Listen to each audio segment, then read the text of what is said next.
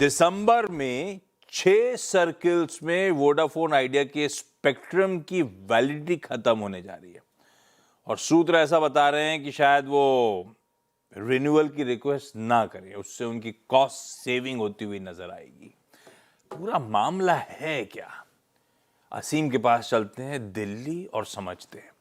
असीम, हाय, good afternoon. भाई साहब, क्या एक्सक्लूसिव है हमारी? गुड आफ्टरनून आशीष। देखिए, वोडाफोन आइडिया को 2006 में 6 सर्किल के अंदर स्पेक्ट्रम दिया गया था। ये स्पेक्ट्रम 800 और 1900 900 और 1800 स्पेक्ट्रम बैंड के अंदर है और ये बिना ऑक्शन के कंपनी को इसका अलॉटमेंट 2006 में किया गया था। इसकी वैलिडिटी 2026 दिसंबर के अंदर खत्म हो रही है।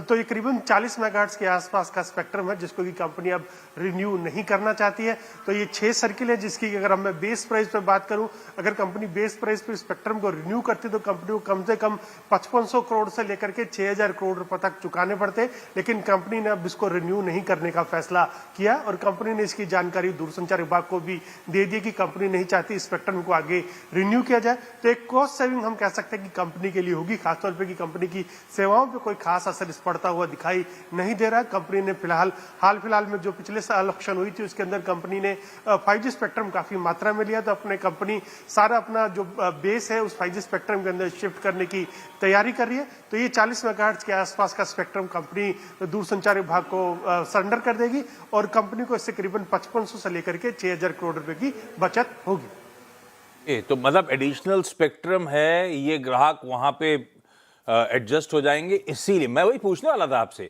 स्पेक्ट्रम नहीं रिटेन करना मतलब टेलीकॉम कंपनीज के लिए तो कह लीजिए कच्चा माल नहीं रख रहे तो धंधा कैसे करेंगे, पर आपने लॉजिक समझा दिया। उनके पास एडिशनल स्पेक्ट्रम है, वो वहां माइग्रेट कर देंगे ग्राहकों को और इस स्पेक्ट्रम के चलते 5-6 हजार करोड़ रुपए की कॉस्ट सेविंग हो जाएगी। यही मतलब हुआ ना? जी सही कहा आपने। कंपनी ने अभी हाल पिछली जो ऑक्शन हुई थी उसमें काफी मात्रा में 5G स्पेक्ट्रम खरीदा, तो कंपनी चाहती है कि अपने ग्राहकों को नई टेक्नोलॉजी का यूज करने का मौका दे।